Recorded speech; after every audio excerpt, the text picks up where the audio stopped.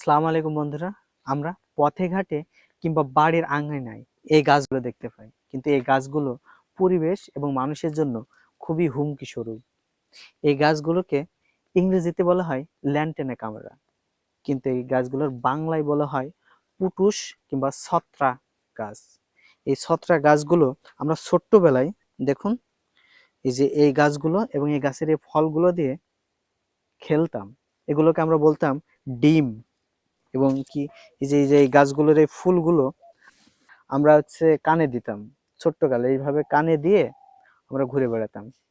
কিন্তু এই গাছগুলো পরিবেশের জন্য খুবই ক্ষতিকর। এই গাছগুলো উৎপত্তি হয়েছিল মধ্যপ্রাচ্যের কোনো এক অঞ্চল থেকে, গ্রীষ্মমণ্ডলীয় অঞ্চল।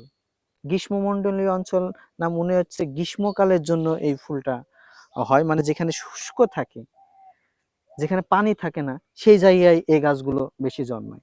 এই গাছগুলো পরিবেশের জন্য খুবই ক্ষতিকর। এই গাছগুলো যদি আপনার পাতাগুলো খেয়ে থাকে কিংবা ফুল কিংবা ফল যদি কেউ খায়, তবে তার অনেক অসুবিধা হতে পারে, যেমন বমি এবং লিভার এবং ক্যান্সারের আক্রান্ত হতে পারে।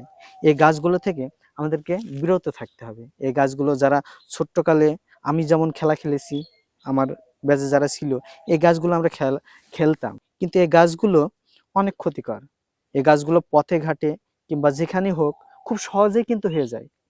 আমাদের ছোট্ট ছোট্ট বাচ্চারা যারা আছে, তাদেরকে এই ফলগুলো এবং এই ফুলগুলো থেকে, এই গাছ থেকে বিরত রাখার চেষ্টা করতে হবে। বন্ধুরা, এই গাছের ফুলগুলো অনেক সুন্দর, কিন্তু এই ফুলের ভিতরে লুকিয়ে আছে কিছু তথ্য। দেখুন, ফুলগুলো লাল, নীল, সবুজ, হলুদ, এমনকি কমলা রঙেরও হতে পারে। এগুলো বয়স ভিত্তিক।